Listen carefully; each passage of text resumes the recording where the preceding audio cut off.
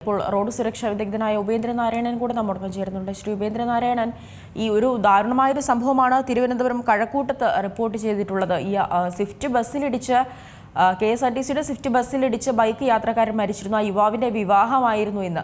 നമുക്കറിയാം, ഈ ഒന്നാമത്തെ കാര്യം, ഈ ബൈക്ക് യാത്രക്കാരൻ ഹെൽമറ്റ് ധരിച്ചിരുന്നില്ല എന്നുള്ളതാണ്. രണ്ടാമത്തെ കാര്യം, ഈ KSRTC സ്വിഫ്റ്റ് ബസ് എന്നൊക്കെ പറയുമ്പോൾ, ഈ ഇലക്ട്രിക് ബസ് എന്ന് പറയുമ്പോൾ അതിനൊരു സാധാരണയായിട്ടുള്ളൊരു സ്പീഡ് ഉണ്ടാകും. അതിൽ കൂടിയ ഒരു സ്പീഡിലേക്ക് ആ വാഹനത്തിന് യാത്ര ചെയ്യാൻ സാധിക്കില്ല. അങ്ങനെ നോക്കുമ്പോൾ ഈ ഇടിയുടെ ആഘാതത്തിൽ വലിയ രീതിയിൽ ആ ബൈക്കാണ് തകർന്നു പോയിട്ടുള്ളത്. അപ്പോൾ ഈ ബൈക്ക് തന്നെയാണ് അമിത വേഗതയിൽ എത്തിയത് എന്നുള്ളൊരു അനുമാനത്തിൽ എത്തേണ്ടി വരും. അതെ, ആ ബൈക്ക് ബസ്സിലേക്ക് ഇടിച്ചു കയറിയതായിട്ടാണ് കാണുന്നത്. കാര്യം യുവാവ് ഹെൽമെറ്റ് ധരിക്കാത്ത മൂലം അദ്ദേഹത്തിന്റെ തല ഇടിച്ച് ബസ്സിന് പരിക്ക് പറ്റിയിട്ടുണ്ട്.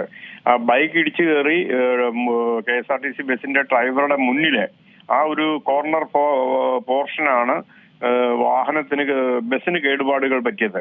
അത് ഇടിയുടെ ആഘാതം മൂലമാണ് ഈ അപകടം ഉണ്ടായതും മരണമുണ്ടായതും. ആ യാത്രക്കാരൻ, ഇന്ന് മാരേജ് ചെയ്യാൻ ചെന്ന യാത്രക്കാരൻ ശ്രദ്ധിക്കേണ്ടിയിരുന്ന ഒരു കാര്യം, 2 വീലർ ഓടിക്കുമ്പോൾ ഹെൽമറ്റ് നിർബന്ധമായും ധരിക്കണം. അതൊരു മസ്റ്റാണ്. നമ്മൾ വണ്ടി സ്റ്റാർട്ട് ചെയ്യുന്നതിന് മുമ്പ് തലയിൽ ഹെൽമെറ്റ് ഉണ്ടോ എന്നും ചിൻ സ്ട്രാപ്പ് ഇട്ടിട്ടുണ്ടോ എന്നും നമ്മൾ അഷ്വർ ചെയ്തിട്ട് മാത്രമേ ബൈക്ക് സ്റ്റാർട്ട് ചെയ്യാൻ പാടുള്ളൂ. അതൊരു മാൻഡേറ്ററി ആയിട്ടുള്ള ഒരു നിയമമാണ്. ഇപ്പൊ അദ്ദേഹം സഞ്ചരിച്ച സമയം എല്ലാം ഈ രാത്രി 12 മണിക്ക് ശേഷം വെളുപ്പാങ്കാലത്തുള്ള യാത്രകളിലാണ് റോഡ് അപകടങ്ങൾ മിക്കതും ഉണ്ടാകുന്നതും മരണം ഉണ്ടാകുന്നതും. അപ്പൊ പിന്നെ എനിക്ക് ഇങ്ങനെ മാരേജ് ചെയ്യാൻ പോകുന്നവരോടും മാരേജ് ചെയ്തവരോടും പറയാനുള്ളത്, ദയവ് ചെയ്ത് കഴിവതും ഈ മാരേജ് ഫിക്സ് ചെയ്ത കഴിവതും ഈ 2 വീലറിലെ യാത്ര നിങ്ങൾ കുറച്ച് നാളത്തേക്കൊന്ന് ഒഴിവാക്കുക.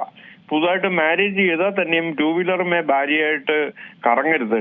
കാര്യം നിങ്ങളുടെ മനസ്സ് മുഴുവനായിട്ട് ഈ മാരേജ് ചെയ്യാൻ പോകുന്ന അതിന്റെ ഒരുക്കങ്ങളുടെ ഉത്തരവാദിത്തം, പിന്നെ ആഹ്ലാദം, അമിതമായ ആഹ്ലാദവും അമിതമായ ദുഃഖം വരുമ്പോഴാണ് റോഡ് അപകടങ്ങൾ ഉണ്ടാകുന്നത്. കാര്യം നമ്മെ തന്നെ മറന്നുപോകും.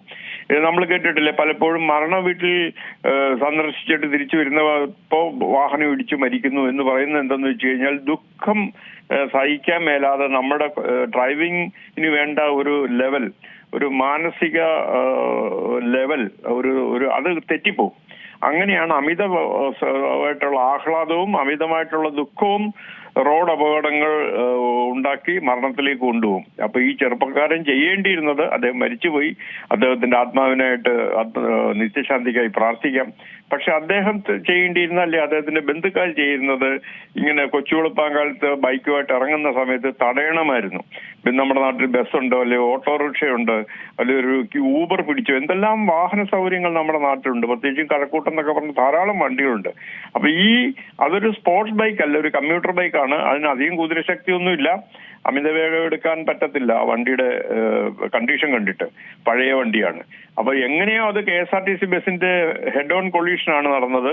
അതിന്റെ പാടുകളെല്ലാം തന്നെ ആ ബസിന്റെ കോർണറിൽ, ഡ്രൈവറുടെ മുമ്പിലുള്ള ഫ്രണ്ട് റൈറ്റ് കോർണറിലുണ്ട്.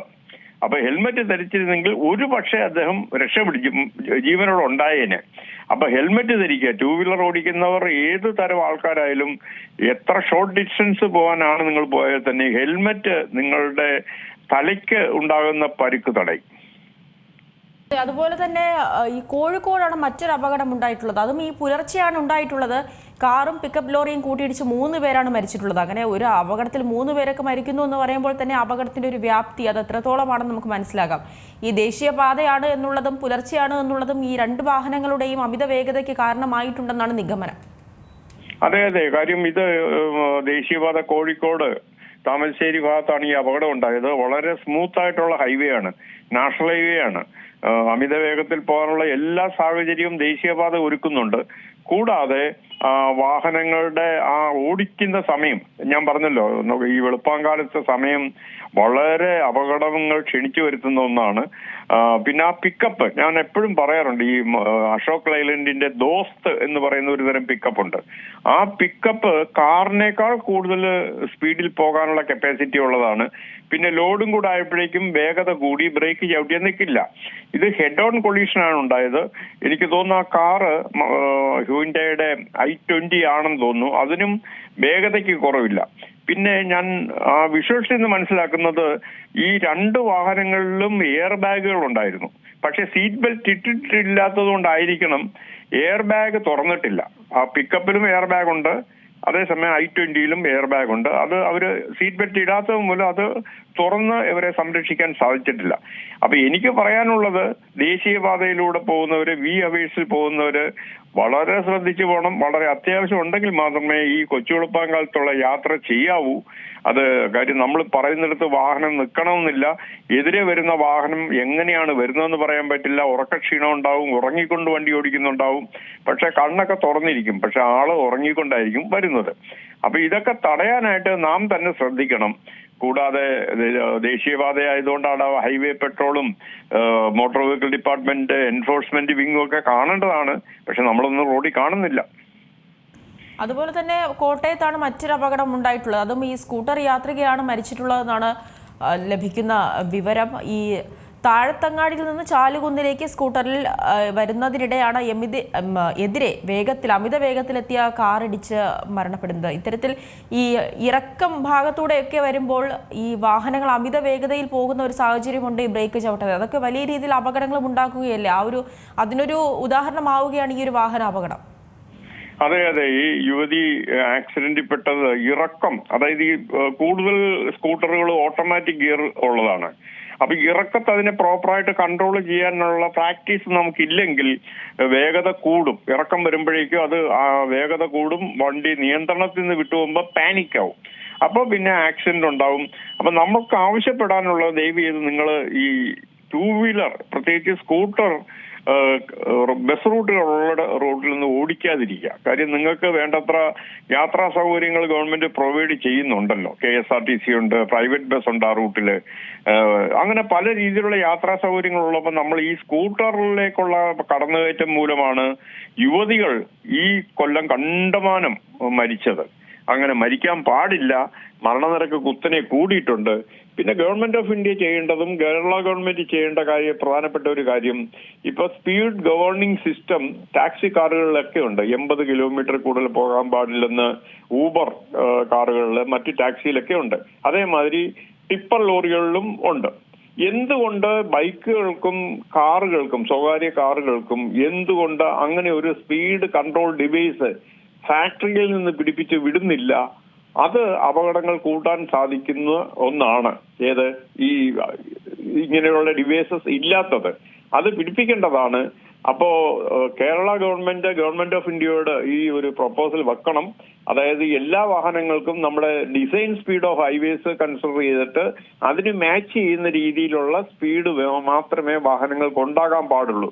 അതായത് എക്സസീവ് സ്പീഡിംഗ് കപ്പാസിറ്റി കുറയ്ക്കണം. അതാണ് എന്റെ ആവശ്യം. അതായത് ഡിസൈൻ സ്പീഡ് 100 കിലോമീറ്റർ ആണ് ദേശീയപാതകൾ, 4 വരി പാതകൾക്ക്. അതിനപ്പുറത്തേക്കുള്ള സ്പീഡ് ആർജിക്കുമ്പോഴാണ് റോഡ് അപകടങ്ങൾ ഉണ്ടാകുന്നത്. നിരപരാധിയായിട്ട് ഒരു കുഴപ്പമില്ലാതെ മര്യാദയ്ക്ക് പോകുന്നവരെ പോലും അമിത വേഗത്തിൽ വരുന്ന വാഹനങ്ങൾ ഇടിച്ചു തെറിപ്പിച്ച് കൊല്ലുന്നുണ്ട്. അത് തടയണമെങ്കിൽ ഗവൺമെന്റ് ഓഫ് ഇന്ത്യ ചെയ്ത ഈ മാതിരി ടാക്സിക്കൊക്കെ വെച്ചേക്കുന്ന സ്പീഡ് ഗവർണർ സിസ്റ്റം മറ്റ് പ്രൈവറ്റ് കാറുകൾക്കും ബൈക്കുകൾക്കും ഉണ്ടാകണമെന്നാണ് എന്റെ ഒരു റിക്വസ്റ്റ്. അപകടങ്ങളൊക്കെയും എടുത്തു നോക്കുകയാണെങ്കിൽ ഇതിലൊക്കെ ഒരുപോലെയുള്ള ഒരു ഫാക്ടർ എന്ന് പറയുന്നത് അമിത വേഗതയാണ്.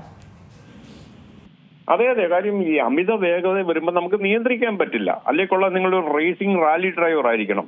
അപ്പോ റേസിംഗ് റാലി ഡ്രൈവർ എന്ന് പറഞ്ഞു കഴിഞ്ഞാൽ അതിന് നമ്മൾ പ്രാക്ടീസ് ഡിപ്ലോമ കോഴ്സ് പാസ്സാവും. എങ്ങനെ? Aggressive reckless driving, excessive speeding, left foot braking, pendulum technique, hand brake ഇല്ലാതെ നമ്മളൊക്കെ സ്റ്റിയറിംഗിൽ അല്ലാണ്ട് ഹാൻഡ് ബ്രേക്ക് ടേൺസ് ഒക്കെ, അങ്ങനെ ഒരുപാട് കാര്യങ്ങൾ നമ്മൾ പ്രാക്ടീസ് ചെയ്ത് പഠിച്ചിട്ടാണ് കാർ റാലിക്കൊക്കെ പോയി പ്രൈസ് നേടുന്നത്. അപ്പൊ അതൊന്നും എല്ലാ ഡ്രൈവർക്കും ആകണമെന്നില്ലല്ലോ. പിന്നെ നമ്മുടെ വാഹനങ്ങളൊന്നും അങ്ങനെ ഡിസൈൻ ചെയ്തേക്കുന്നതല്ല. ഇതൊക്കെ റോഡ് കാറാണ്. റോഡ് കാറും റേസിംഗ് കാറും രണ്ടും രണ്ടാണ്. രൂപത്തിൽ നമുക്ക് ഒരേപോലെ തോന്നുമെങ്കിൽ തന്നെയും രണ്ടും രണ്ടാണ്. അപ്പോ ഗവൺമെന്റ് ഓഫ് ഇന്ത്യയുടെ ഭാഗത്തുനിന്ന് ഒരുപാട് വീഴ്ചകൾ വരുന്നുണ്ട്. ഇപ്പൊ തന്നെ ഒരു പുതിയ നിയമം വരുന്നുണ്ട്, 360 ഡിഗ്രി ആക്സിഡന്റ് ഉണ്ടാകത്തില്ല എന്നൊക്കെ പറഞ്ഞിട്ട്. അതിനൊക്കെ കാറിന് വില കൂട്ടാൻ വേണ്ടിയുള്ള പുതിയ ടെക്നിക്കാണ്. ഗ്രാസ് റൂട്ട് ലെവലിൽ ചെയ്യേണ്ട ആദ്യത്തെ ഒരു കർമ്മ പരിപാടി എന്ന് പറയുന്നത് ഡിസൈൻ സ്പീഡുമായിട്ട് മാച്ച് ചെയ്യണം വാഹനങ്ങളുടെ മാക്സിമം സ്പീഡ്. അത് താങ്കൾക്ക് മനസ്സിലായെന്ന് വിശ്വസിക്കുന്നു. എന്നെ കേൾക്കുന്ന പ്രേക്ഷകർക്ക് ഇത് മനസ്സിലാകുന്നുണ്ടെന്ന് തോന്നുന്നു. അമിത വേഗത കുറച്ചേ മതിയാവൂ. റോഡ് അപകടങ്ങളുടെ 82% സ്റ്റേറ്റ് പോലീസ് റെക്കോർഡ്സ് പറയുന്നത് അമിത വേഗം തന്നെയാണ്. അത് നിയന്ത്രിക്കാനായിട്ട് 2 വിധമുള്ളത്. ഒന്ന്, നമ്മൾ സ്പീഡ് റഡാറുകൾ ഘടിപ്പിച്ചിട്ടുള്ള നിയന്ത്രണം.